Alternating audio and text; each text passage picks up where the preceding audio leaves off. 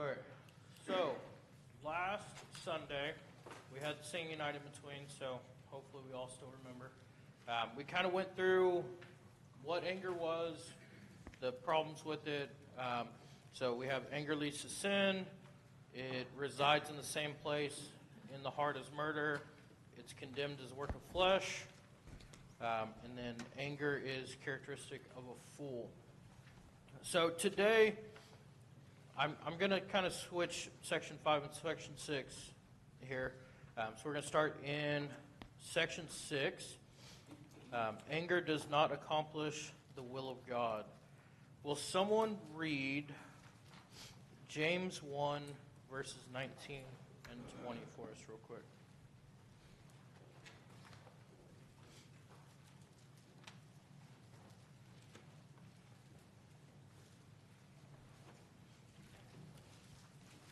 So then, my beloved brethren, let every man be swift to hear, slow to speak, slow to wrath, for the wrath of man does not produce righteousness of God. Thank you. All right. So, I'm going to do this interactive like last time. So, question 8. The wrath of man does not produce the righteousness of God. Why not?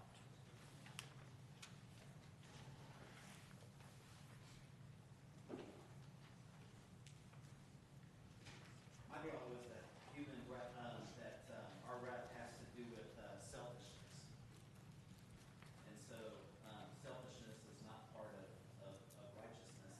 And then I also thought more about this is that the idea of wrath, it's impulsive, it's unrestrained, and that anger, leads to sin instead of holiness or justice.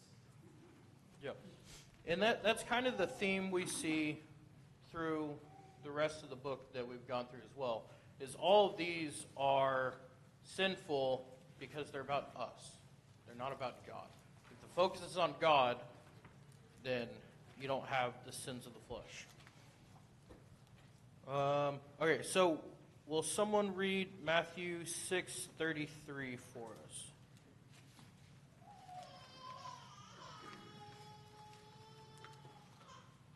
But seek first the kingdom of God and his righteousness, and all these things shall be added unto you. Okay? Yep. Thank you. Sorry, I was slow. Sorry. Getting it pulled up here. Okay. So, seek first the righteousness of God. So if we're seeking God, we're not seeking ourselves. And if we're... I was just thinking of the scripture about Romans 12:19, where it says, "Beloved, do not avenge yourselves, but rather give place to wrath, for it's written, vengeance is mine, thus saith the Lord." So we're not take the law into our own hands, and which anger would tend to do that. Yeah. Yeah, we'll kind of touch on that a little bit more when we get to our thought question about,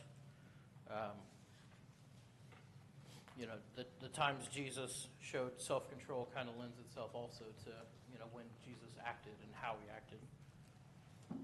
Any other comments for you? Okay. So, moving to its fruits are hard to overcome. We're going to do two scripture readings from Proverbs here. If someone will read Proverbs 27:3, and someone will read Proverbs 19:19 following that.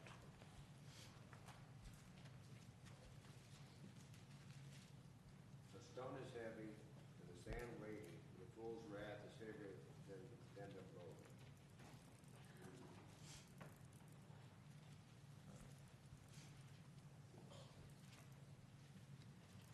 Man of great wrath will suffer punishment, but for you rescue him, for you have to do it again. Thank you. Okay, so we see, anger is often a burden, and I think the important thing is not necessarily anger itself, but the effects of anger. There's a consequence for our actions. Typically, if things are done out of anger, they're not really well thought through, and they're not received well by the other person or those around us. And that's what it's kind of getting at here with, if you rescue him, you have to do it again. It has to be a personal decision, a personal choice. You have to yourself learn to handle your anger. Someone else can't do it for you. So even if someone helps you with the worldly consequences, you're still going to have the same spiritual consequences, as well as kind of lead to fall back into that unless you correct your own actions. So let's do question 7 here. What are some of the fruits of anger you've seen in your own experiences? Yeah, my anger caused my problems within my family dynamics, things were going sideways for us. Contention in the church splits. Anger breeds anger. Yep. It's a never-ending cycle. The only way to stop it is by showing grace and love. Loss of friends. Yep. So, all of the things that we associate with it are normally the consequences, right? All of these things are the consequences of our anger. So, kind of just to further iterate the point, you rescue someone for anger, you have to do it again, unless they decide to change. Typically, outburst of anger always produces shame and hardship, because somebody's going to, for one, it's shameful the way you act, and for two, it's not going to go unpunished or whatever. There's always some hardship that follows. Yep. That's kind of I was going to say, anger itself isn't the sin. Even God was angry. But it's how we use that anger that is the sin. And I think that point has been made before. I don't know, it's my first time in this class. But anger is an emotion created by God that we are to use in a righteous way. Yeah, well put. Why is it so hard or so difficult to overcome this? Jason. The whole existence, being a Christian, requires self-control in separating yourself from the flesh. Animals, they do reactionary things. They're hungry to eat. They have anger, but they have aggression and they act on it. And we're all supposed to walk in the spirit and control these things and use them properly. And that's this idea of outbursts of wrath or any of these things is breaking down a lack of having control over those fleshly impulses. Yeah. Anybody else have a thought? Give you mine. So one thing that I always find interesting is if you kind of look at it from the worldly point of view, the world would say it's just how I am. We touched about this a little bit last time. It's how I am. I can't change it, or they'll blame it on the circumstance. This happened and I reacted. I can't control that.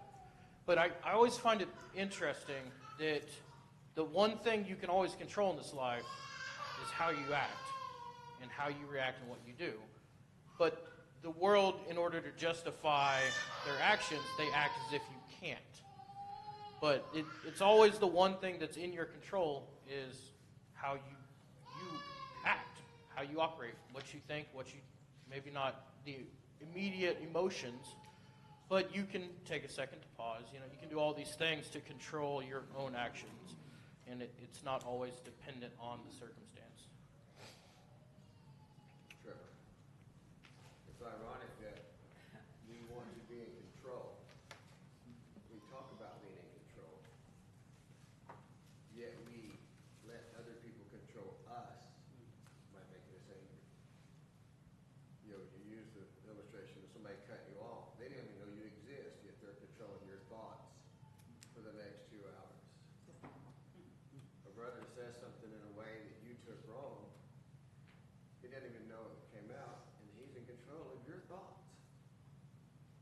we want to be in control, yet we are so, I don't know what the word is, that we give up that control because we don't control our thoughts. Yep.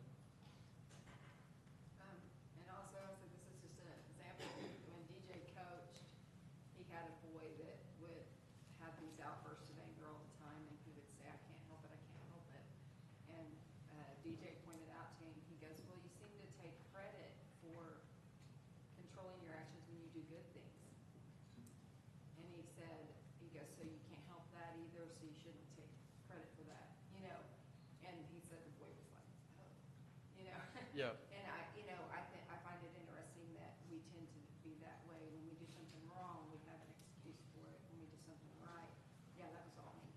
Yeah. You know, when we're living for God, we're giving all glory to God. And even when the good we do, and when we do bad, yeah, that's on us. That's a great point. Jesus tells us, first command is to love God, but second command is to love our neighbor and ourselves. And so much of unjust anger, like Rick was talking about, is born out of selfishness, right? It's born out of the examples David just gave. Those were misunderstandings because you didn't put yourself in their spot. You thought of yourself first and not trying to put yourself in their shoes. So many times, if we would just pause and think about, maybe they didn't mean it that way, or am I really reading it correctly? And I know that's hard because anger is an emotion, but I think so much of it is born out of selfishness. Yeah. And your immediate reaction is a reflection on how you're living your life. So if your first reaction is anger, you have bigger issues than that. Because people all the time go, what if I say a cuss word when I get in the car and what happens then? Well, why did that come to your mind? Why is anger your first reaction and stuff like that? It's being a Christian is a lifestyle. And if you're living, that way and you're thinking of God in those times, when the outburst opportunity comes up, that shouldn't be the first option. Yeah. The verse we read earlier in James, that talking about the wrath of man does not produce the righteousness of God, also needs to be considered. Our goal as Christians is to bring others to Christ. Our anger and hatred used in the proper way does not bring someone to the Lord. It pushes them away. Yep. And we need to remember that even God showed us mercy even when he could have destroyed us out of anger and righteousness. But yet he restrained himself and offered himself for us to give us that hope. We should be able to do the same even to our enemies.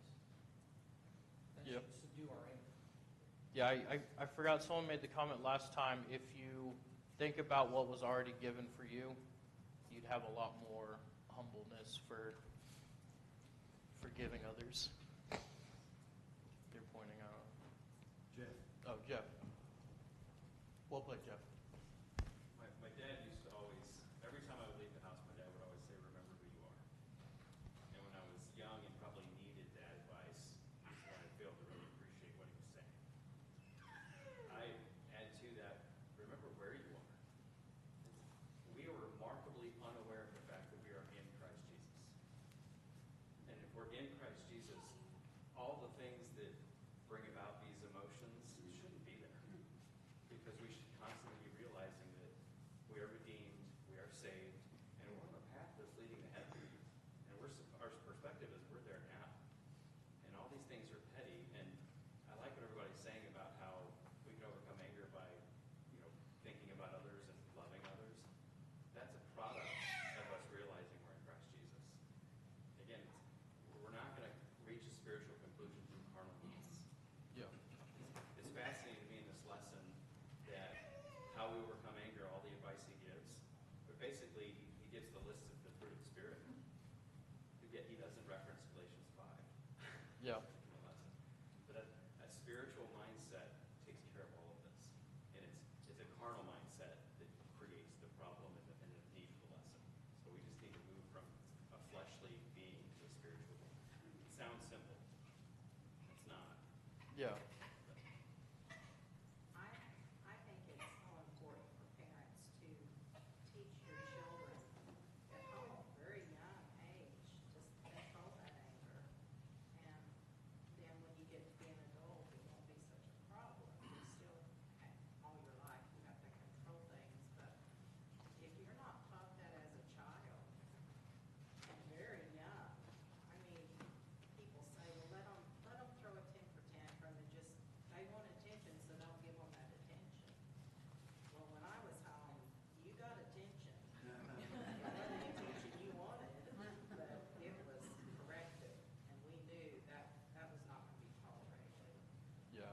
one of the things that goes with that is the older you get, the more consequences there are for your actions. You know, when you're a kid, the consequence might be, you know, you get in trouble, you get spanking, you know, that. But if you're an adult, you might end up in jail. You might get shot. You know, there's much larger consequences if you don't learn to act correctly to begin with. Yeah, and of course, brought the question up about, you know, how it's affected you. And the things I've noticed in the past, that anger will destroy relationships. It'll tear away trust from somebody. It will also, it will actually damage things that you've already built up. I mean, Yep. So if we're to be a Christian and we're trying to, you know, put forth what Christ is all about, then that outburst of anger or that unrighteous anger that comes out, then it only takes that one moment in time, and you've just destroyed everything that you've tried to build up with somebody. And you know, and I see it in just individual things in daily life that has caused problems with me. But imagine what it does spiritually when you're trying to put forth the word of God to people, or try to present yourself as a Christian the way you should, and you damage the cause of Christ, basically. Yeah, and there's definitely some truth to that people remember the bad. If you ask any news channel why they always have negative things on TV, it's because that's what people remember. If it was just happiness and good stories all the time, people wouldn't watch the news because people don't want to remember that sort of stuff. It's all about your focus in life. So like you said, you can have 100 great interactions, you have one bad one. That's what every Google review is written about. They don't always say, you know, these 100 times was great. You see all the negative issues. There's typically always a better emotion to choose than anger. We live in a time, and it's always been, this should make you mad, this shouldn't make you mad. You know, well, that's not the case. There's always a better emotion you can choose. Yeah. All right, so let's go to how to overcome anger.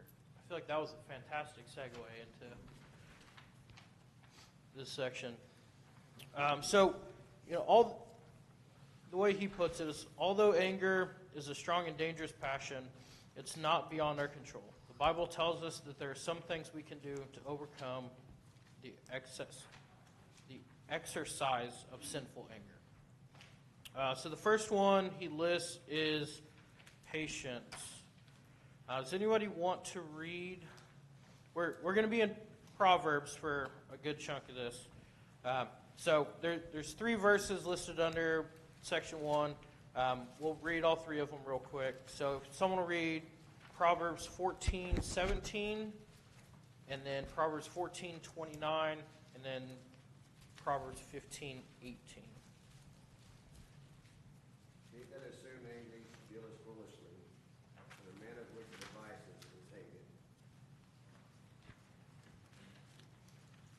He who is slow to wrath has great understanding, but he who is impulsive exalts folly.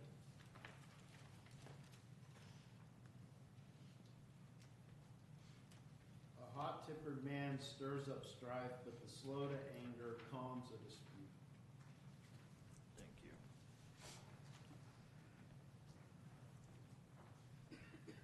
All right. So, question 9.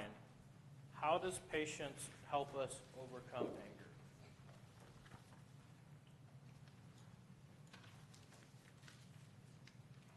Gives us time to react differently. Gives us time to process and use a better emotion, like Scott was saying. Yep. So if we remember from the first section of the lesson, we have 2 kinds of anger that are used in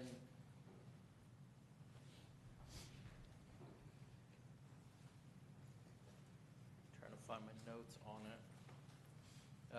Okay, so we have orge or thumos. So those are the 2 ones translated anger in the Greek. one of them being the flare of emotion, and one of them being the deep-seated emotion, that's kind of geared towards vengeance. I think patience here will give us an opportunity to see if it's even worth being angry about. Because sometimes it's not going to be worth it. Yep. Patience also gives an opportunity to give that other person a little bit of grace. If you come into something being patient, you're going to see more of the picture instead of just immediately backlashing or lashing out. Something for me personally, like I don't have the luxury of being able to be angry because I act stupid. Like I don't act accordingly to how I would want God to see me. So it's just not a luxury I can afford. So being angry always turns to something more than that. So if you go into a situation with grace for that other person, it gives you time to be a little more patient. Yep. And I know there's been plenty of times in my life where I'll get angry about something, and then you sit there for a second and you're like, oh, I mean, I get why you did that, actually. Like someone cuts you off in traffic, and you're like, and then there's a construction zone. You're like, I guess I didn't have a choice. There's plenty of things like that you may not have all the information to begin with in order to have justified anger, and then also, justified it's only if it's about scriptural things. But there's plenty of circumstances that could lead to things happening that could cause you to be angry that there's no foundation for having anger about. You mentioned justified anger. I think often we try to justify anger more than trying to justify a better emotion. We want to say, oh, well, they didn't have the right to cut me off, or they didn't have the right to do this, and so we're justified in our anger. But yet, we should be able to go, well, I'm still making it to my destination. I'm not getting hit. No harm, no foul. Just calmly react. It would dissipate so much of our problems and our extra stress that we carry around just because of time and our emotions. Yeah. Yeah, I know it also goes to your perspective. I remember whenever me and Rachel were engaged, we're going through marriage counseling with Brett Hoagland, and he asked a question one time that kind of got me to pause. We were kind of talking about this, and we're talking about how your spouse could do something and then it makes you upset, or you have an initial reaction, but what is the assumption that you're making before that happens? So a lot of times we focus on what the other person did, but if you look at it as what your assumption was, I can't even think of a great example, but if you assume they weren't doing it to spite you, then maybe your reaction's differently.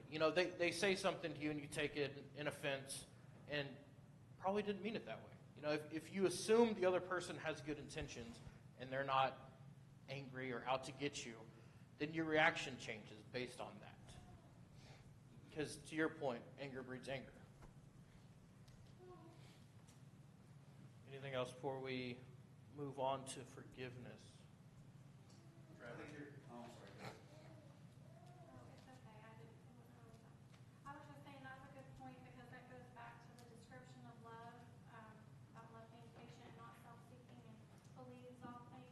That attitude change makes a huge difference in our outbursts of anger, or how our anger. Because we love that person, we're going to think that they do kind to us. And I wanted to say there's so many verses in Proverbs about anger and about speech and about how you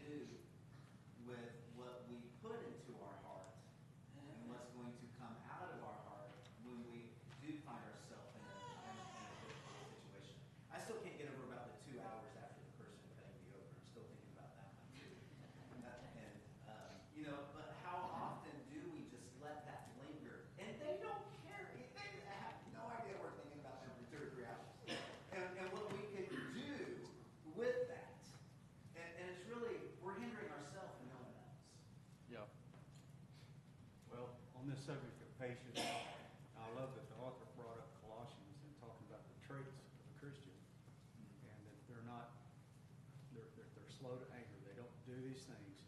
But I wanted to point out in this list, this is not an inherent trait that you have. It's a decision. You either, everybody has patience. You just make the decision whether or not you want to use it. Yep. And this is a command, just like any other command, that we use it. It's not something that we just inherently have. It's something that we practice. It's something that you have to do. And the more you do it, the better you are at it, like anything else. So I just want to point out, patience is not a trait that people make. Well, I just don't have the patience for that. Well, maybe that's not the problem. Maybe the problem is you just don't want to have patience with this. You want something to happen now, and it's not happening in your timing. But everybody has the option to use patience. You just got to do it. Yep. Yeah, that's actually a great segue into, question 10 here. What qualities and characteristics are we to show towards our brethren? And it references Colossians 3:12 and 13 here.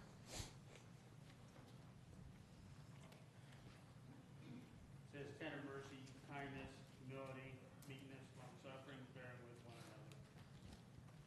Maybe that is what I put down, and really, to really think about each one of those characteristics.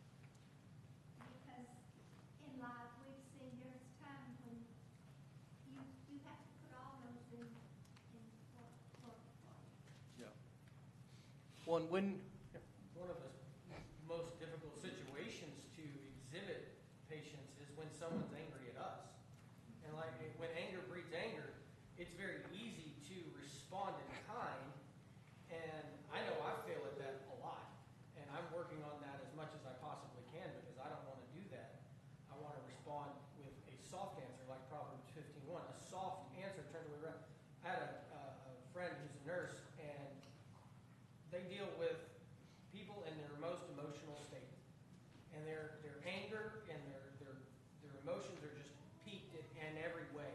They're angry about their loved one getting mistreated in their opinion, and he's having to just simply calm them down, just to be able to talk to them about what's going on. And he says he starts whispering. He'll get quieter and quieter and quieter, and it eventually shuts the other person up just so they can understand what he's saying. And it physically has the reaction of turning away that anger. And I think we can use that in our own. Yeah.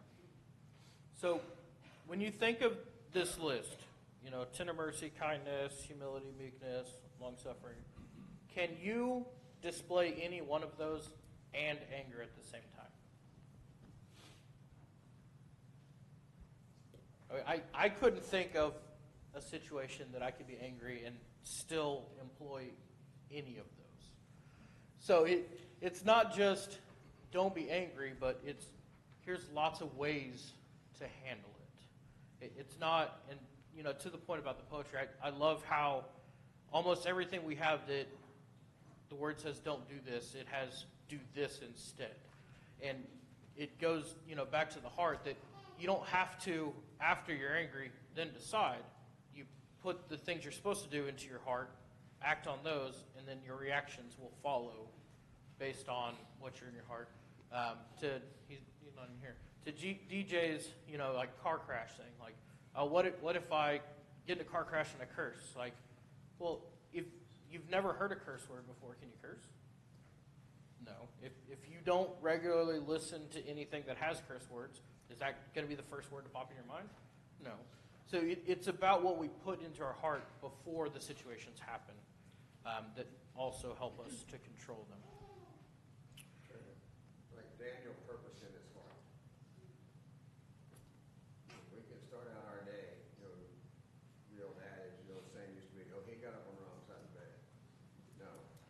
He made a decision when he left the house, he's going to be short-tempered.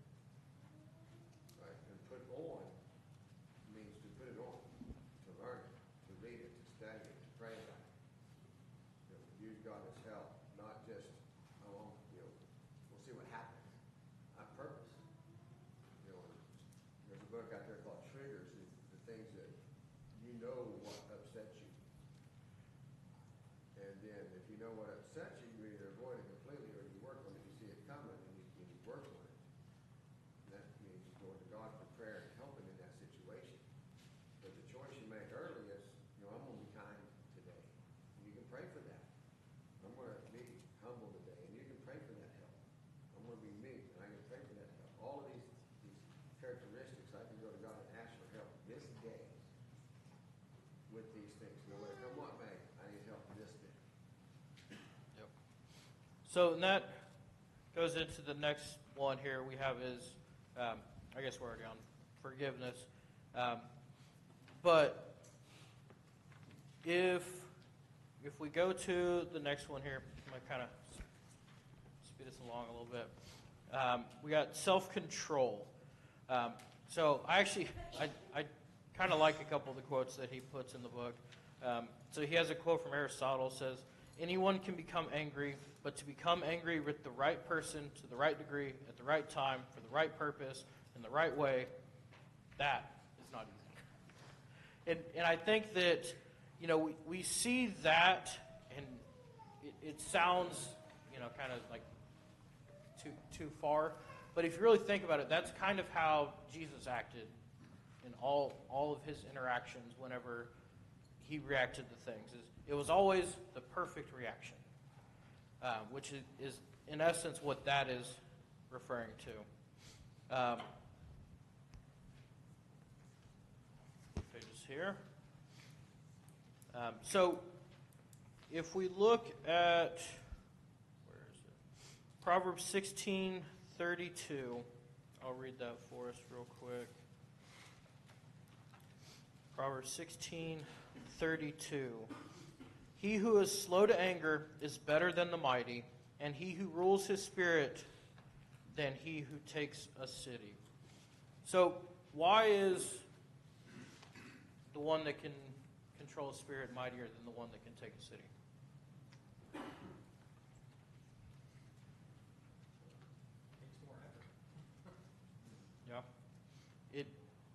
It's harder to control yourself because you're the only one that can do it than to have other people or tell other people to do things. You know, you think of like Caesar, Napoleon, all these great conquerors, and were they the ones that actually conquered the cities? They had hundreds of thousands of people that they could delegate responsibilities to. And it's easier to tell someone else to do something than it is to do it yourself. Unless you live a very different life than I do. Okay. So, on, I'm sorry, I'm going to go backwards a second, but, you know, tender mercies, kindness, humility, meekness, and long-suffering is qualities we must have. But we can't use them in the wrong way or use them as an excuse not to correct something maybe that somebody's doing. If somebody is wronging the church and it's wrong, but it doesn't offend somebody because, for one, maybe they're not that spiritual or maybe they're on that person's side or whatever, and they're going to say, well, I think we should just be long-suffering, you know, or meek or whatever. So we're supposed to have all this, but not at the expense of the truth. Is something we need to remember too, and not use them for a crutch to not act or react or discipline somebody or whatever it might be. yeah, you read my mind. So, thought question. Oh, sorry. Go ahead. To Scott's point, he's referring to like the verse, the tender mercies of the wicked are cruel. And yeah, I always found that verse interesting because I was like, tender mercies and wicked, you know, but when you're using it to your own advantage, like Scott's saying, when you're doing it wrong, then so we have to have the heart for God. We have to have the care for another person in anything we do. We can look good on the outside, but it matters what's on the inside. And when we have that inward spirit that DJ and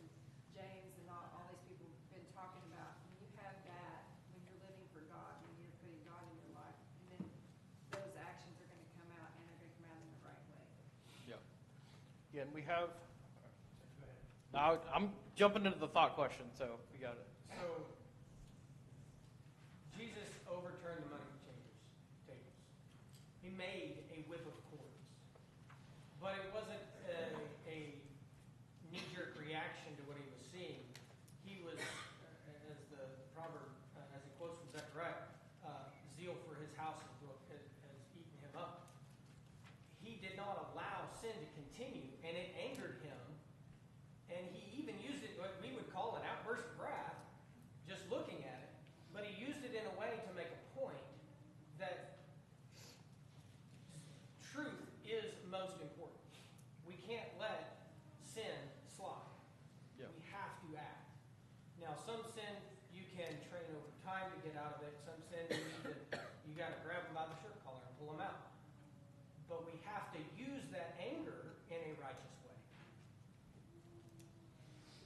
Last one, then we'll close it out. You know, our perspective, I'm a child of God. If I keep that, what do I have to be angry about? If I'm a child of God, I'm saved, my anger has to be like the wrath of God. My anger's towards sin. And if we keep that, my anger shouldn't be to somebody cutting me off in traffic. My anger should be towards someone that's sinning, and how do we correct them and get them back to God, or to God the first time. And if we keep that in perspective, that'll help some. It's not easy, but it'll help some. Yep. So I always like to look for an example. So the thought question, we got like 2 minutes here, so we'll close it out with the thought question. So identify some times Jesus showed self-control in the face of provocation. So how did Jesus handle these? When he was tempted on the mount by Satan, he just quoted the right scripture, not the scripture that was in error. Satan back, and that's how he controlled it. He controlled it. He could have gotten real mad, real easy. Yep. So he just turned the truth back. Yeah. I mean, the whole lesson really can be summarized up into looking to Jesus as our example. Because who had every right to be angry? Who had every right to seek revenge? Who had every right to do all the things that we're saying we need to control ourselves from doing? Christ. You know, he was crucified for no reason. Died on the cross for us because of what we did. You talk about having the right to be angry or having the right to seek revenge. You can't get a better example of that. And whenever he did get angry, it was exactly what we talked about. It was in the right way. It was towards sin. It was towards correcting people towards truth. And so I think it's hard for us to often think about trying to be Christ-like because he was so perfect. But that is truly what we need to strive for. And we can't find a better example than Christ in this area. Yeah. All right, last one real quick. I'll end quickly with this to jump off that. Christ was mocked at his death. He had a crown of thorns put on him, and he was whipped with cords, yet he was silent. Sometimes the best answer to anger is just be silent. Yep. All right. Thank you, everybody, for your attention and your participation. I always